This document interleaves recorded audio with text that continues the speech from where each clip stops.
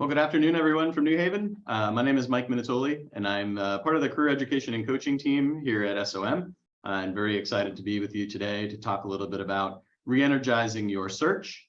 As we kind of think about today's session, we're going to explore a number of tactics and strategies to re-energize whatever job search you might be in, whatever point you might be in with that search, whether you're just starting out or have been engaged for a little while.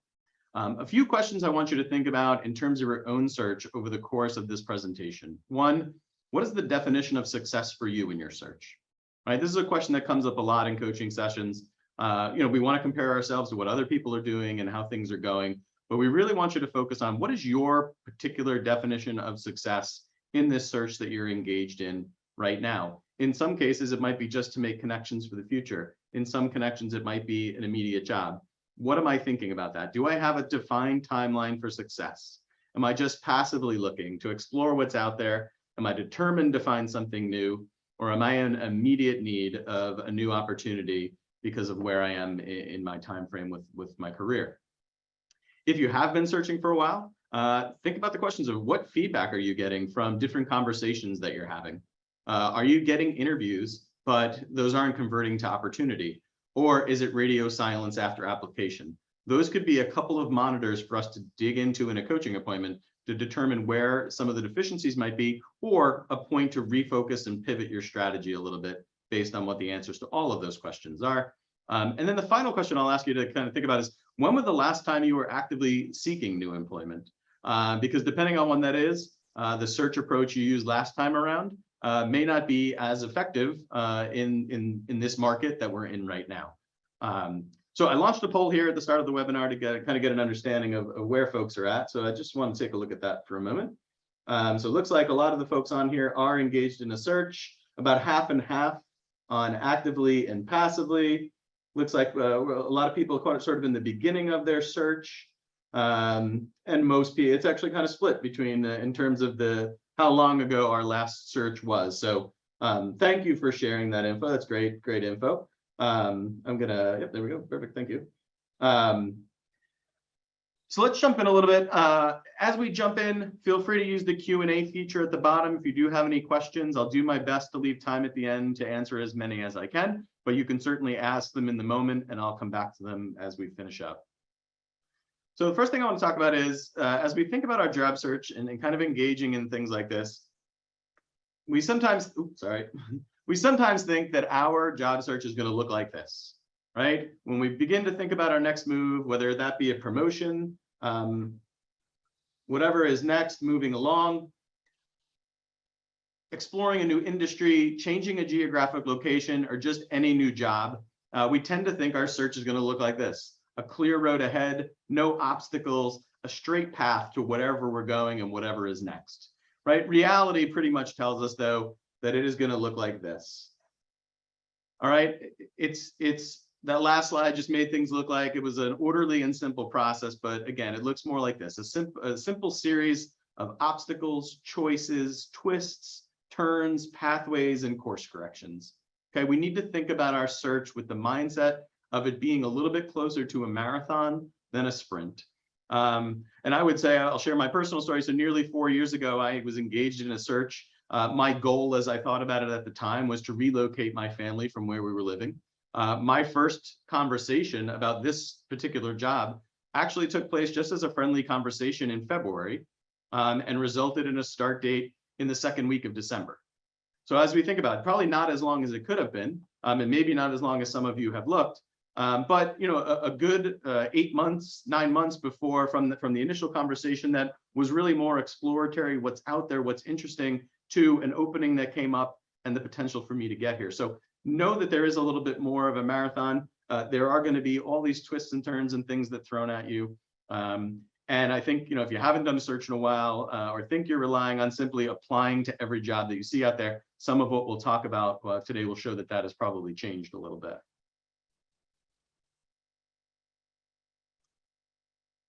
And so let's dive in on that a little bit. So if you haven't looked for a job lately, in today's market, a job strategy really is a key to success.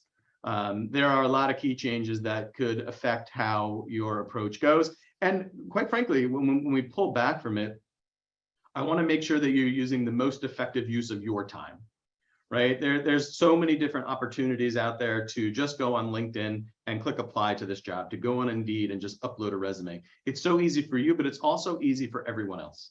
And so we want to think about how directed our strategy could be to do that. Your marketing materials will most likely be virtually screened if you're doing that, right? To determine a fit using applicant tracking systems, AI, looking at keywords, things like that. Recruiters have a lot of access to candidates and this kind of system in their early decision-making, which in some cases, as we look at language, what language do we have on our resumes? What language do we have on our cover letters? It's so important because we need to be in touch with the industry and the companies that we're targeting. We can't really just have this one thing that we're throwing out there. We have to be, if the approach that we're taking is just applying to jobs, we need to take a holistic approach to making sure that our resume and our cover letter are matching what the role looks like. Right? Savvy job seekers now are leveraging social media, right? They're using networking, taking these marketing materials and creating a cohesive online presence for themselves that we would like to call their brand. All right, we want to project our ideal candidacy. And that is a big thing for those of us that aren't used to using social media. I am not a super social media user myself, but it does matter. Many companies and recruiters are starting with LinkedIn now, where they're looking for top talent. So having connections, making sure that you have a standout title, a top-notch profile could help you get inbound contacts that maybe you weren't even looking for. They bring opportunities that you might have never even thought from people that you meet. Another important thing would be to have a good professional picture there. So a couple of stats from the LinkedIn space, and we'll dive in a little bit deeper in a couple minutes. 95% plus of HR is using LinkedIn to source candidates and is increasingly the first stop for hiring managers. Some of this data says that 75% of hiring managers report looking at LinkedIn profiles to learn about a candidate's background, and 50% of hiring managers decide to move forward with the candidate's application based on their LinkedIn profile. All right, so things that we really want to consider, how important that could be. If you don't have one, we need to work toward one.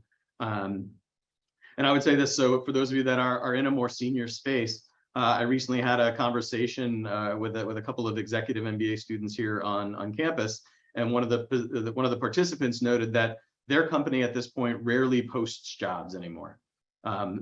Essentially, what they have going on is leadership provides these two recruiters that they have with an ideal profile of candidates they think they would consider for the role. Those recruiters then go out and scour LinkedIn for 10 to 15 people for them to talk about, right? So like, as we think about that piece, there is this direction that we need to be thinking about to ensure that we're being seen as a candidate for all angles. It's still going to be some applications, some cover letter, some job searches actively through job boards and things, but we also want to filter in some conversation. We want to make sure our LinkedIn and other social media marketing materials are available for those conversations as well. And again, because these things have changed, right? Years ago, it was kind of apply, see what happens, wait. Now we definitely need to be more active in our searches, and we'll talk about some strategies to approach that. But this is why, essentially. When I look at today's landscape, there are a number of buckets that a recruiter can check off before a role is ever posted. All right, we want to be as close to that recruiter or that hiring manager as we possibly can. All right, so you'll see job goes to recruiter. The first group that knows that this exists is probably the recruiter's network, right? Maybe that's people who had previously interviewed. Maybe that's internal folks that they know are looking for promotion. Maybe it's their friends and family and colleagues. All right. Then we go to this internal talent market, right? Then we're going to company referrals. Everybody in the company knows that this role is now coming, and now it's out there. So by the time we get to that company job board or that LinkedIn external job board, there's so many steps here, so many buckets of people that have had access to this role. We need to make sure we're ahead of that. And then again, with the ease of how easy it is to apply for different jobs, we see these commercials on TV for different products and websites. Come onto our site. With one click, you can apply. And that just, what that does is it mucks up the system a little bit, right? We've got many people applying for jobs that maybe they're not qualified for because it's just that easy to click a button and apply. How do you extract yourself from that large pool of people to make sure that you can get in front of the folks that you want?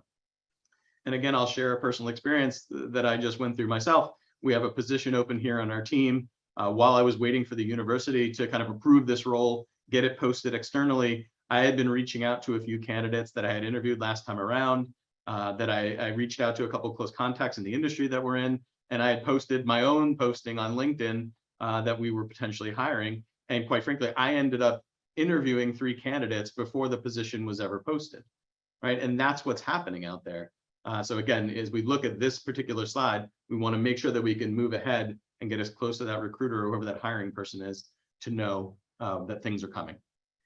So let's jump into a simple framework that I have in mind, and then we'll get into some tactics and strategies as we look to re-energize your search. So the first thing I want to kind of show here is just a general framework that we use in terms of thinking about this as career management overall and not necessarily just a job search, right? We want, sometimes I'll say to students, when did your job search start? I'll say to clients, when did your job search start? There should never be a date, right? We should always be in this job search with our ears and eyes open, reading and thinking about what's next, talking to people, generating ideas. We hope that then, as we think about now's the time I actually want to make this move, that is already set up based on this work that I've done.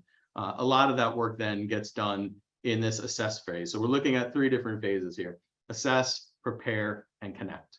All right, so in assess, we're thinking about what do we want to do? What are we good at? What type of environment and culture do I thrive? Maybe in that prepare phase, we're starting to think about, okay, I figured out what I want. Now let me figure out the companies and the people that can help me do that.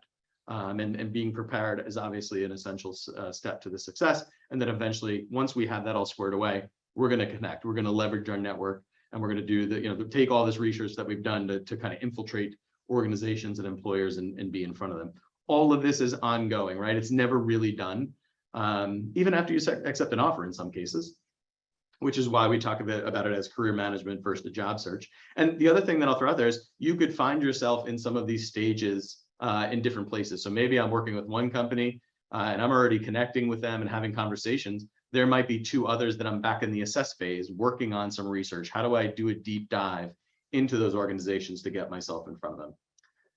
Let's jump into this first step a little bit in terms of what we're looking at in terms of this assess phase, right? And this is a kind of back to the basic type thing. We start with self-assessment.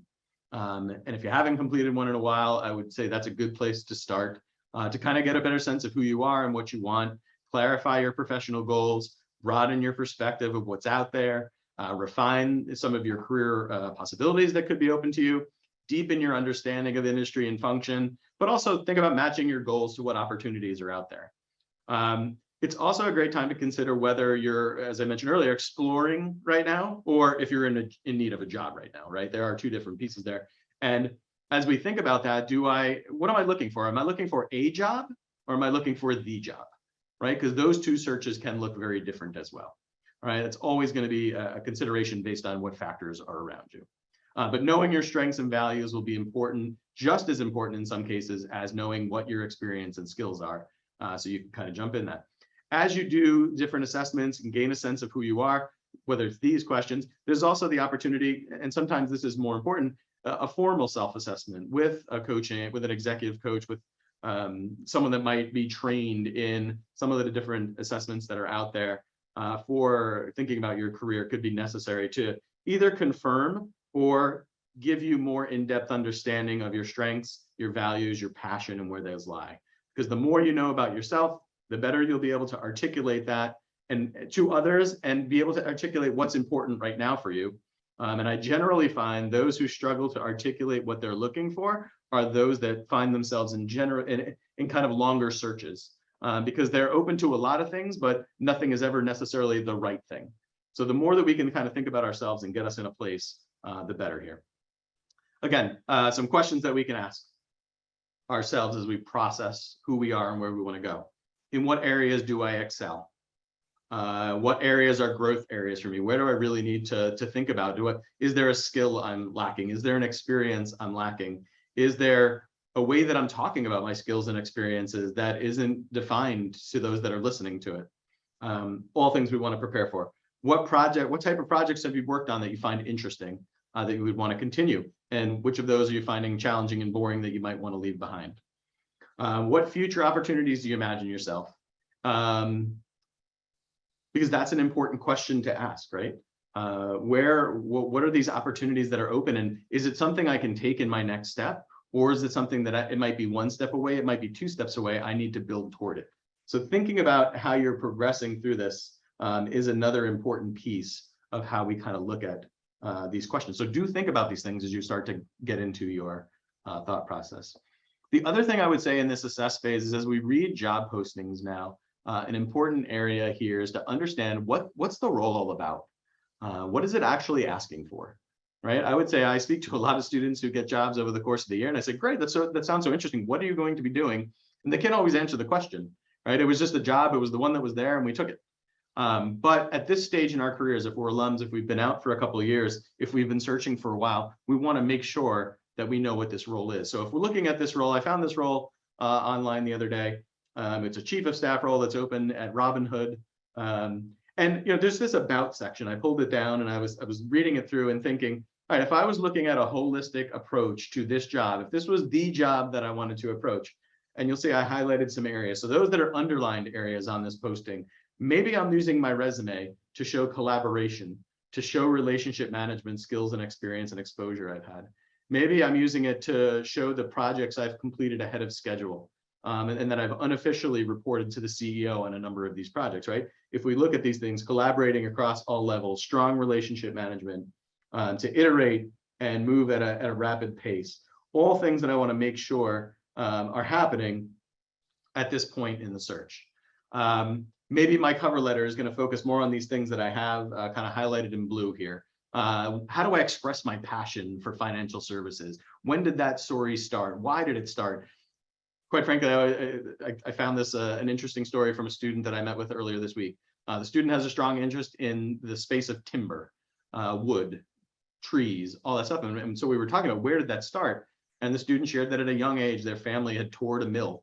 And since that time had always been interested. So it's a great kind of story that grabs the user. If they're talking to people in that industry to see that this has been a lifelong interest, what they've learned, what they've researched, it's been a deep dive. The student came up to me in a session the other day and was like, I wonder where they built this table. And if you've been on campus, it's one of those Beinecke tables that has the plaque on it that shows where the tree was. So very interesting approach for that student to be able to view that industry and make connections and talk to people about this passion that they had.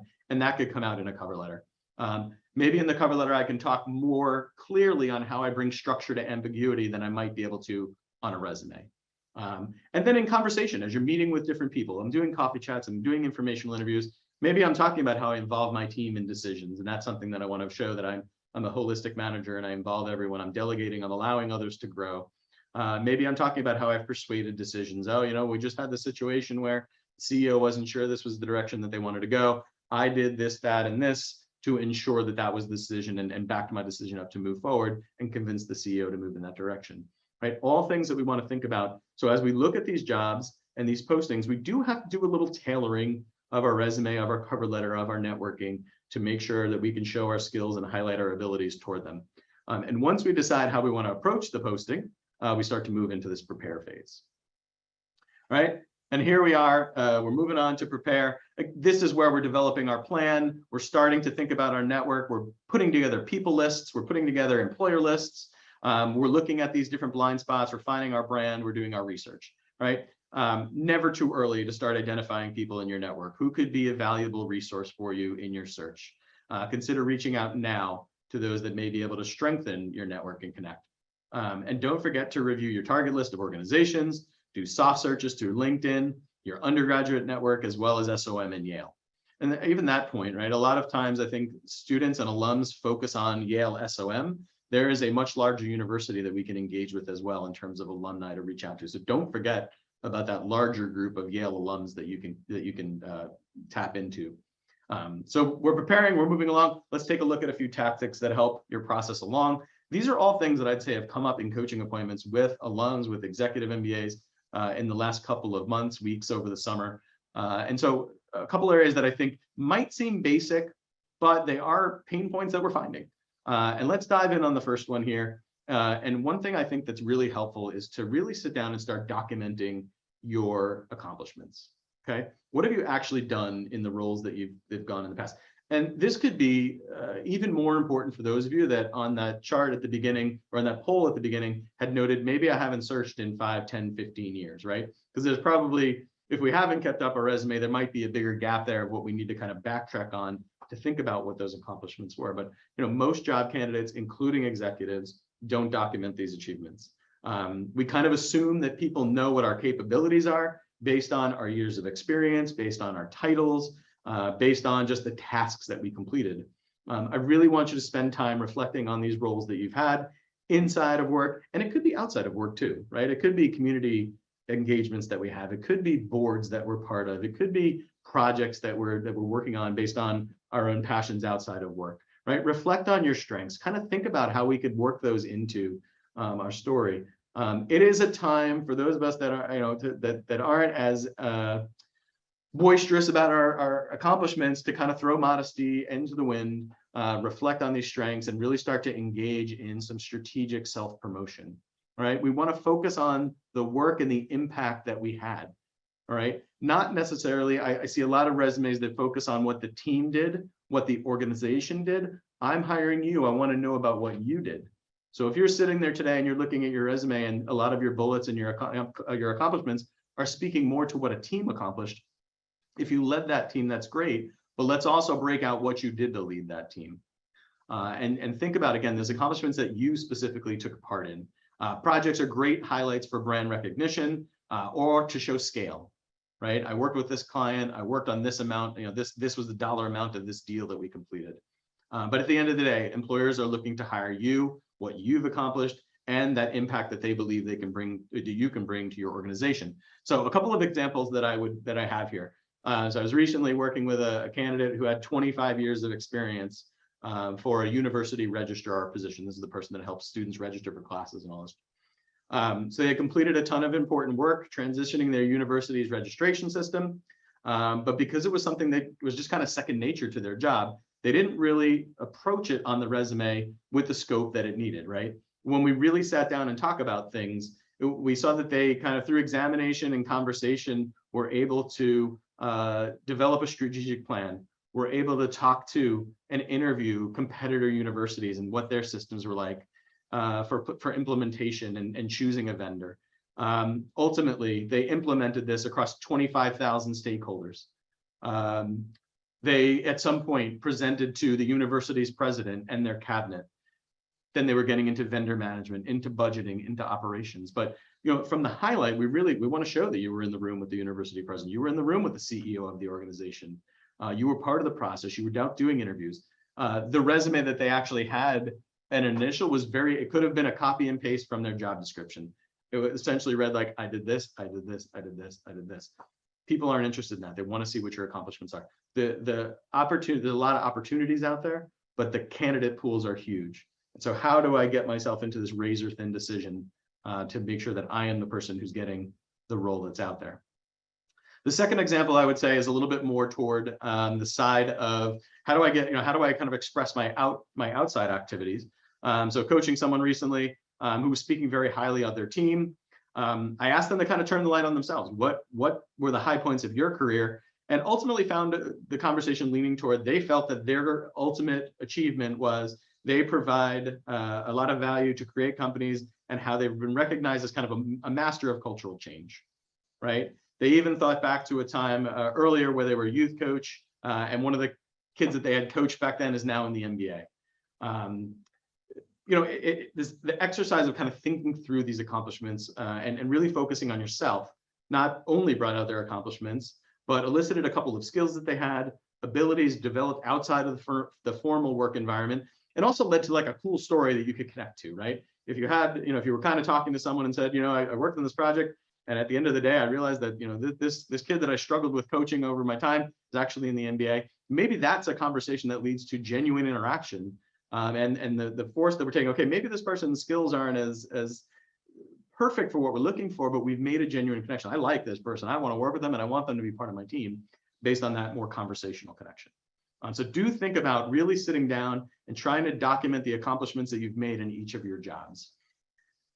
And then once you've reflected on and done that, we could start to begin how we're going to kind of document those on our materials. And so the next step we want to think about is reevaluating these branding materials that we have in terms of we want to create a focused resume. We want to have targeted cover letters, and we want to make sure that our LinkedIn is again expressing our successes. So if your resume is limited, there may not be a lot to work with, but I know everyone on this call has tons to work with. We want to maximize everything that we have. And one of the ways to re-energize your job search is it might be to completely rewrite your resume, right? Take a look at what's there. Let's look at it. Is it 5 pages long? Is it 3 pages long?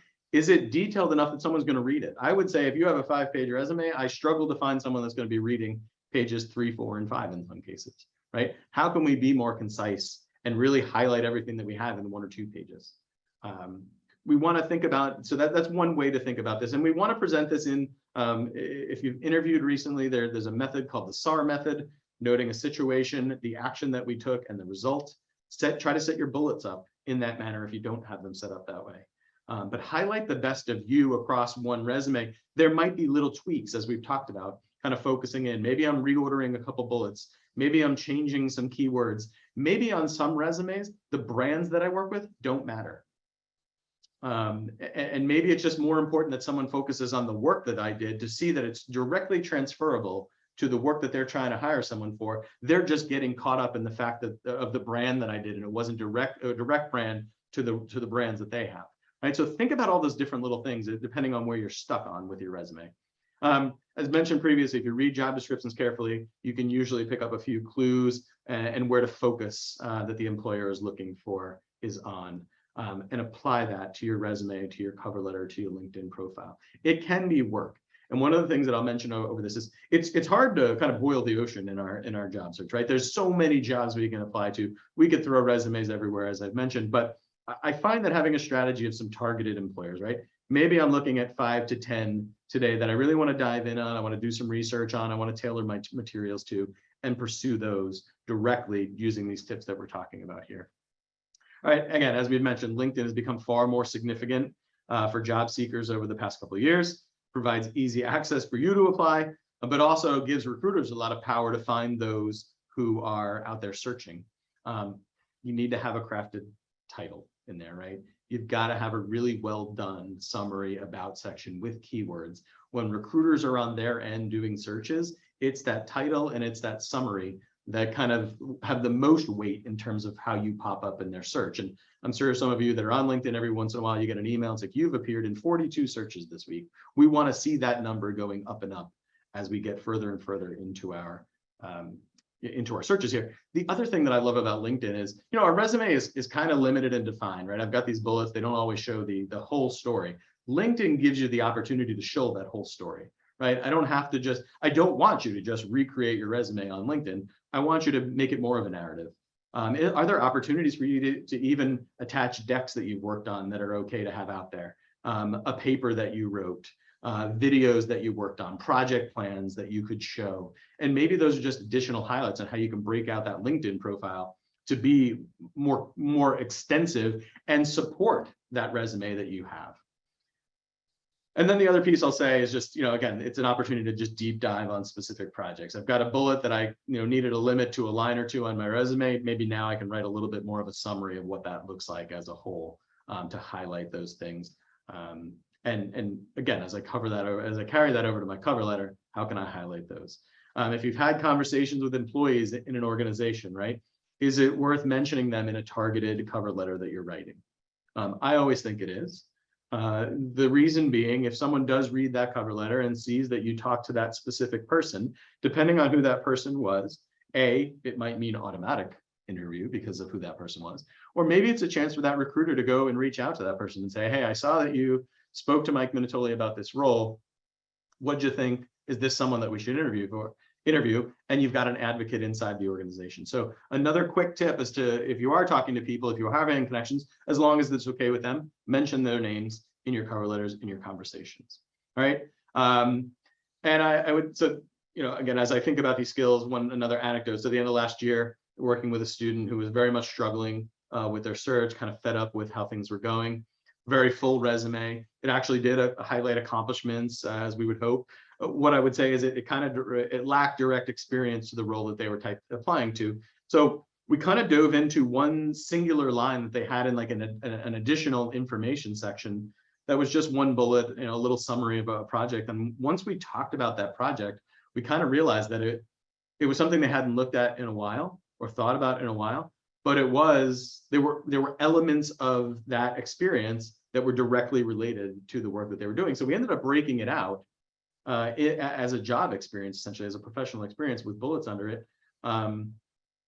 And the person ended up getting a job a couple weeks later. I don't know that this is the reason, but it was one way that they were able to enhance their experience and find that link. People were interviewing this student, they were interested, they were getting shortlisted, but in the end, they weren't getting the job. And maybe it was that little piece that they weren't talking about, this one experience that they had that they forgot about that linked directly to the role. So do think broader about what you've got on your resume, especially if you haven't seen it in a while or used it in a while. What's on there that we might be able to break out a little bit further. So as we've mentioned and continue to mention, networking certainly to me is the most important way to ensure your resume is being seen by the right people along the way. But again, if life only allows for resume and cover letter submission right now because it's busy and you're trying to get as much viewpoints as you can, providing this targeted and focused resume, reevaluating these brand materials will be kind of the next best option. But I do believe that getting in front of people is actually your best. And the piece that we want to make sure that we're talking about is our story, right? We want to retool our story if it's not working. Thinking about, so once we get to we've got our application materials now, we knew what we wanted, we've got our application materials prepared, and now we want people to hear our story. Who are we? Tell me about yourself, walk me through your resume, right? This comes up in informational interviews, it comes up in job interviews, and we're kind of thinking about how are we answering this question, right? This could be the make or break question. And I think, I find a lot of people just walking through their experiences chronologically. I went to school here, then I went to school there, then I worked here, then I worked there. It's okay, but it's not compelling. It's not exciting, right? This is our opportunity to make a sell of why we're a perfect fit for this organization or this role, right? To use a fishing analogy, right? How can I use my story to throw a bunch of hooks out that hopefully this person will reel in and ask me questions on? And now I'm controlling the conversation because I've laid out what I want to talk about in my story, rather than just kind of going through, I did this job, I did that job, right? Let's think about 4 or 5 highlight experiences, how they relate to the role I'm applying to or the person I'm talking to. And let's give them, kind of some hooks to talk about and ask follow-up questions on. All right. Again, as I mentioned previously, working with a student who had an interest in timber, what a better way for this person to start off their story than using this personal experience, such as being fascinated by a decision and a visit to a mill as a young child to kind of kick off this career journey into that space. Not everybody has that, but that's what we're looking for. A couple of years ago, I worked with someone who started off their story with, I've always loved doing puzzles, right? I could stare at a puzzle all day, find the pieces where they fit, solve the problem, think of different solutions, different ways, different strategies, right? And then got into why strategy and consulting was an interest of theirs, right? It's a way to start off. And we're thinking about how we can do this first in 2 minutes, maybe in 1 minute, and for those quick intros in 30 seconds. How detailed do we want this to get? We want to make this a clear and concise pitch. We want it to be unique so that it kind of distinguishes you. A lot of times we get the question, how can I distinguish myself from everyone else? This is one way. Having this compelling story that you're telling about who you are and where you want to go. Make sure you're able to, again, articulate your strengths. Maybe you're including a piece of personal information for that genuine connection, that you're not only about work. And then again, think about how you can create this rapport and genuine connection with the contact. All right. Think back to that reflection we talked about earlier. Maybe take a look at some previous reviews that you might have from managers. What were the good things? What were some of the bad things? Can we now say that, a couple of years ago, I wasn't a great relationship builder, but now I am. I'm a problem solver, right? Support those statements with experiences, and especially if they're coming from a previous manager, they feel like things that are stronger to support them rather than just kind of chronologically walking through. So think about this story and what you're telling. How can we, as you listen to any story, as you watch a movie, as you watch TV, why do you do that, right? Is it the energy? Is it what's in there? All of these things need to be part of the story that we're telling. All right, the next step, right? We've got all these things in place. Maybe we have to pivot what we've been doing, okay? There's no one way to go about our search, right? Nothing is singularly, there's no right or wrong. You have to kind of be constantly evaluating what's happening with all aspects of the search, right? If things aren't going as planned, it might be time to pivot. Just had a conversation yesterday to this point earlier about am I getting distracted by the brands? The person's resume had a lot of work. It was more about import export, and there was a lot of mention of illicit drugs, of COVID-19, and all these things. And I was saying, I'm getting distracted by the brands here, by these products. And I think if you pulled them out, I would be able to focus in on the work that you were doing rather than thinking about illicit drugs or COVID-19. So that's one pivot that we took. It's pivoting the resume and the wording and the language that we're using. So what's working, right? Sometimes it's hard to admit that our job search isn't working, right? But in order to inject new life into it, we need to kind of take a good look at what we're doing. And now may be just that time to just rip up the whole plan and start again. It also might be an opportunity just to kind of skew a little bit and change a couple things up. And if you haven't been following a plan, we want to create one for sure. Whether that's building structure, right? Having a plan that kind of staves off that feeling that you're drowning because you're trying to do everything. Maybe it's creating a weekly timeline. Here's the times I'm going to work on my search. Here's the time I'm going to explore a couple different opportunities, set up some calls with people. Maybe it's scrolling through your LinkedIn feed. Honestly, that's probably where I see the most interesting job postings. I'm connected to a lot of people, and I see people posting, I've got this opening on my team, my friends got this opening. I find that to be far more realistic opportunity than going to Indeed, seeing a really great job, and then seeing that it was posted 60 days ago, right? It's live in that LinkedIn feed. So having that structure to kind of look through some of these things, right? I'm attending events, I'm setting up networking, using breakfast, using lunch. Are there opportunities to do after work type stuff? But create some structure. The other side is to be more active in some cases, right? Maybe that's, if it's not working, I'm being very passive in my search. I really want to reach my goals. Can I be more active? Can I target employers? You know, not every employer is going to be for you, and you're not going to be for every employer, right? So how do we figure this out? Maybe we look at the values page of their organization. Maybe I'm reading the job postings. How often are they coming up? I've definitely seen organizations that I've been interested over time, where I keep seeing the roles posted year after year after year. If people are always leaving, is that a place I want to be, right? Again, the determination of if that's a job that I can get, that's great, but it may not be the job that I want. And kind of how do I approach those? So in addition to reviewing company websites, find out, have they been in the news recently? Can I use that to my advantage? For what have they been in the news?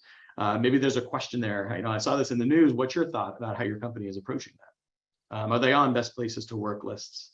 Can you figure out who's been promoted? What's their background? Is there now an opening because that person's been promoted? Who's left? Are people leaving again in mass? Armed with some of this research, we can kind of get into that crafting of the resume and this job search collateral to be a little bit more targeted. Another way to kind of kickstart this job search is to critically evaluate the job. Again, are you specific to something specific, in terms of a specific job or sector? You don't want to narrow your aim, that's okay. But take a look at your transferable skills, right? Again, how can we think about what we've done and apply it to the type of role we're applying to? Do some serious lateral thinking and transferable skill thinking. And I think some interesting avenues may open up to you. Years ago, again, worked with someone that wanted to go into tech product manager, thinking about working on a product. Prior to, they had worked in the food industry with spices. So everything that they had done in terms of managing the project was directly relatable. They just took a different view of it. Again, strip the brands, talk about the work. And so again, another thing to think about in this whole thing, not always realistic, but something to think about.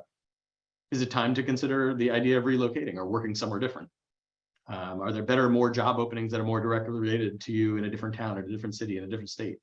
That maybe you didn't think about before. Maybe it is an option. Maybe that comes down to your commuting area, right? I know I want to be within a half hour, but for the right job, I drive up to an hour and a half, or I take the train up to an hour and a half, whatever the case is. That's something to think about as well. Okay. Yeah. So pivot. Think about pivoting your plan a little bit, and then we're going to move into this connect phase. Okay. Again, here's where we're now. We're in it. We know everything we want. We've got our materials out there. We want to find the people who are going to help us. The first way of doing this is to revisit our relationships. Who are the people in our network that can help us? A lot of times we think about those that are around us, but think about, are there clients? I used to work for an organization where people went back and forth between the companies all the time. We just worked on this project. I took your job, you took my job. It happens, right? Is there a way that could happen? Again, think broader Yale alumni, undergraduate alumni, your colleagues, conferences that you go to, undergraduates, undergraduate alumni. Much like we here at SOM have these alumni portals for directories and jobs and things, I would imagine many of your undergraduate institutions do as well. Take advantage of those.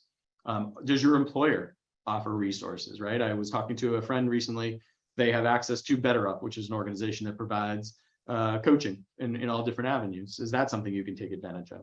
What networking opportunities does your employer have to meet people in different divisions and different offices? And I saw a question kind of pop in here about COVID changing the way networking works, and we'll answer that in a little bit. Additionally, what community resources exist for you? Are there speaking engagements to get yourself out there?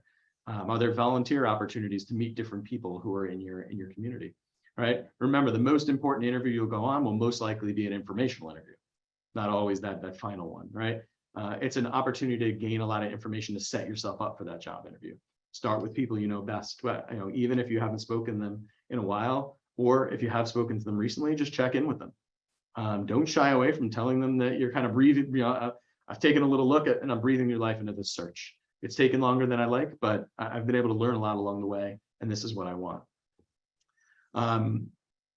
So a friend of mine recently got into a search here and was really just looking to learn about an industry. Started learning, talking to some students that had an interest. Eventually, is there a specific language I want to talk about? Or is there a specific language in this industry that gets used? What excited students about the space? What employers were true players? All this. It's essentially moved on to the next stage, started having some meetings with people who are working in industry, right? One of these meetings went so well that the person was invited to speak to the CEO of the company. They had a great conversation. The CEO was so intrigued by the questions that this person was asking that they said, you know what?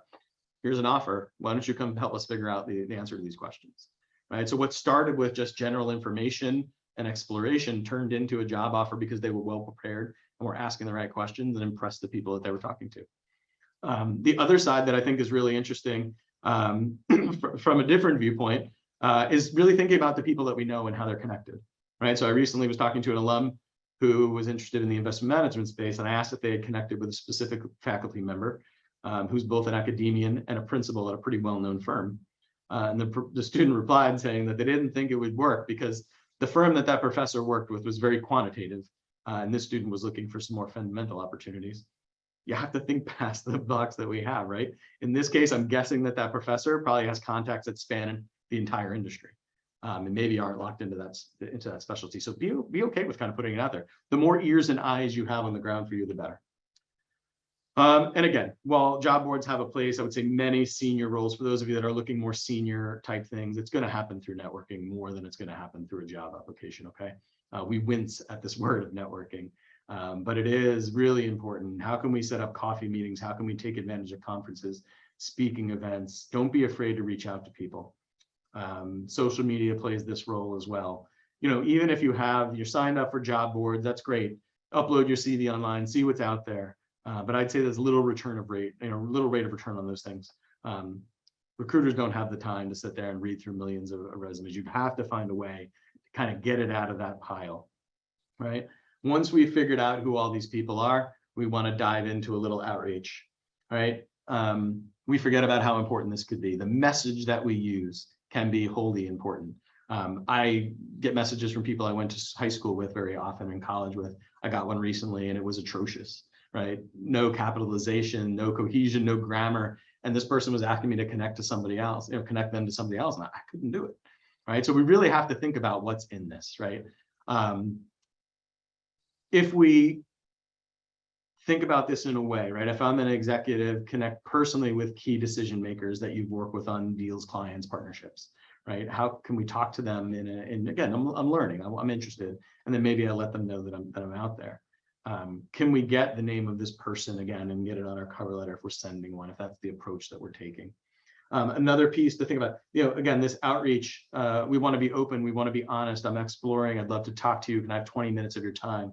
Don't be demanding with it. Try to be as open as you can. Would love to meet with you over the next month if you have the time.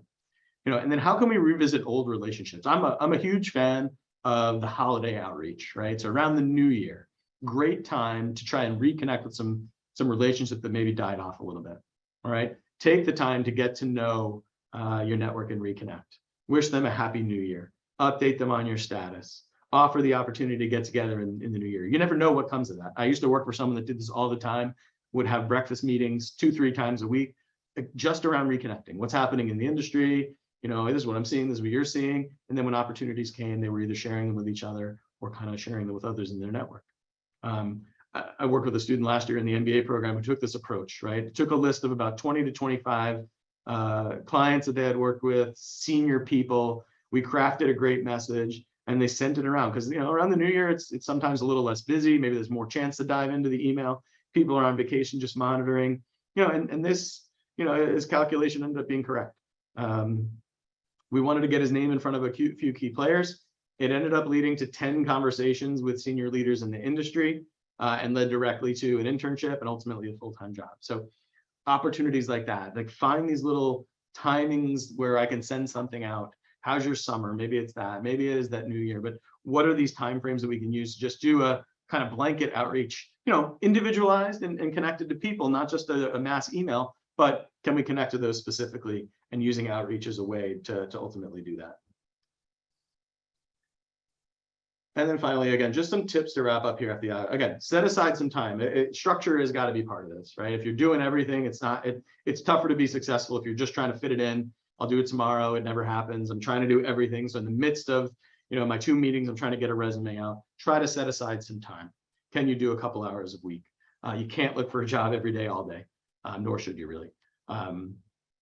Find some time that you can kind of block. When do you focus? When are you productive? For some people, say a job search takes them the same amount of time. For other people, like at the end of the day, it takes them the same amount of time. So whether you're using that time 15 minutes a day over a longer period of time, or I'm really focusing in on taking an hour a week to do this, right? Whatever the case is. Try not to get stuck in your paralysis, right? Of just I'm researching. Get out there, talk to people, being active, and the relationships can be key. And then periodically adjust, right? Do you need to allocate more time to move your search forward at the pace that you want? Are you using your job search time well? Are you just seeking through? I would much prefer you're scrolling through LinkedIn than you're scrolling through Indeed or Glassdoor or any of those, right? Because I'm looking at people rather than the specific jobs. Let me find what's out there. What's working, what isn't? What might be missing, adjust accordingly. All right. So set yourself up for success. That's where we want to be. All right, so I have about 10 minutes here, and there's some questions that have popped in. So let me open those up, and I will do my best to answer as many as we have here. So the first question, going all the way back, is a formalized assessment using a specific tool or just a conversation? I think it could be both, right? One could be the starting point of I'm talking with someone about what's out there, but I do think there are plenty of organized, sort of formalized self-assessments that you could take, starting with ones that are available in a more minor way. But there's MBTI, there's Clifton Strengths, there's Career Leader, depending on where you are in your career. I'd say that's a little more junior piece. There's so many out there, it's tough to name them, but there might be some information that you can kind of glean from a more formalized self-assessment, and they exist out there. Some may need the kind of going out to an organization and potentially paying for it. Some might be something you can kind of find on the internet, just get a quick glimpse of what it is. And then, so the next question is, are there any plus or minus low-cost tools for doing assessment? I do think you can kind of get a glimpse and kind of play around with some that you might find on the internet to get, it's usually not the full broad piece, but if it gives you a little bit of glimpse, maybe then that helps you decide what is kind of the next step you might want to take in terms of looking into some of these a little bit more. I don't think you have to pay big money. If you've been struggling for a while and you're struggling to figure out what you want, maybe there is an opportunity to work more with an executive coach who's out in the field, who is licensed and skilled to give these assessments. But I think if you're just starting out, just trying to get a sense, some of the online ones that you can get access to are probably okay. Yeah, tough. So COVID has definitely changed networking. The question here is, I'm less inclined to network in crowded events and typically wear a mask. All good.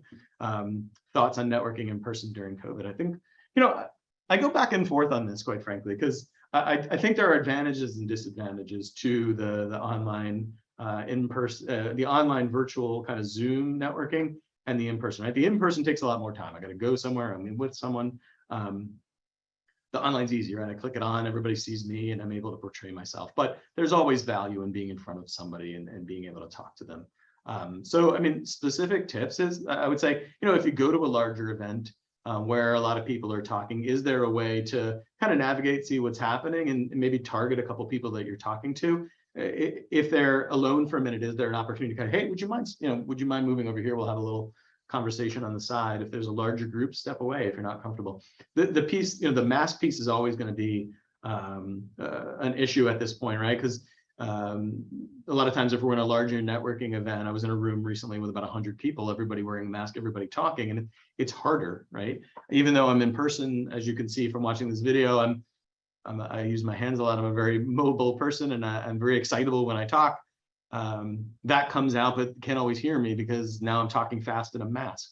So how do we think about how are people hearing me in this mask? Do I need to pull the mask down while I talk for a moment and then put it back up? But overall, I think the value sometimes of going to a larger event, even if you don't end up talking to anyone, is getting some contact information from people that are there so you can set up your own one-on-one afterward, whether that be virtual or in person, right? So go to the event, navigate who's there, who looks interesting, get their information, and follow up afterward if that's not where your comfort level is today because of the COVID piece.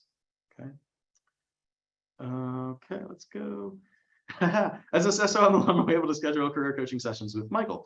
As of today, no, but maybe over the next couple of weeks, you might see some availability with me, but I generally kind of work with the team. Right now, we have a couple of consultants working with us, and hopefully some of you have had an opportunity to meet with Deborah Shea or Rachel Ryan, who are more than capable to help you. And I'm kind of handling the programming piece, but in the future, keep an eye out for my name in there. You may see me popping up every once in a while for opportunities to talk. And then another question, any thoughts on switching jobs during a time of economic uncertainty? Obviously risky to start a new job as we're starting to see some layoff information coming out, and certainly new employees are at risk for this. I go back and forth on this question a lot. There's a lot of conversation about economic uncertainty right now. Obviously, there's been some news from one of the more namesake banks this week that obviously shows that. The thing to remember, some of this happens every year, regardless of what the economy looks like. Some of it certainly is relative. I go back and forth on the question of the new employee piece, right? Like, I think some organizations sometimes look at it as, yes, it's easy to just cut the new people that are here, but it's also an excuse to cut some people that have been here for a while, who maybe aren't performing the way that we thought. I have sometimes seen in these times of economic insecurity, the folks who are on the cusp of a promotion being the group that kind of gets cut out, because I'm looking at the prospect of I've got 15 people that I'm going to promote to the next level and pay each of them 50% more, or I can bring this person in at the level and keep this person at this level that they're at. That's sometimes the decision. It's this group that goes and this group stays because budgetarily that works for me. So it's hard to have one specific answer to that. There's certainly risk involved in it. I think the opportunity to ask a lot of questions, see what happens, what's the pulse of, again, if you're on the inside, if you're able to talk to former classmates or other Yale SOM alums who are working with that company that you're talking to, what are you seeing? What are you hearing, right? Student came in this week and said, I'm really interested in Peloton. And I was like, I don't know. Peloton hasn't, sorry for anybody on here that's working at Peloton. But we've seen it happening, right? COVID, there was a huge rush. They hired a ton of people. After COVID, people stopped buying them, and that's what's happening. Sometimes, looking at doing a little bit of kind of research, no specific data to back this up, there were certainly certain groups within Peloton in that case that were losing their opportunities, right? So sorry, not a solid answer to that. I think there's a lot of different ways that organizations look at it. I think the best thing that you could do as a job seeker is to try and connect with someone and ask a lot of questions about what you're seeing in that space, what they think is going to happen, and try to get as much information as you can. Any new job is going to be a risk, right? Things could be going great and things turn all the time. So definitely risk open, but I think getting as much information as you can ahead of time just helps settle that risk at the end of the day. Do I want to move forward? Am I better off sitting here? I've made great connections. I got a job offer. Maybe turning it down right now is the right thing. They know I'm hireable. They know they're interested. Maybe I revisit this 6 months, a year down the line. But again, that comes down to what's my situation at the moment. Am I just looking for something new, or I need something new? So that also affects that question. Okay.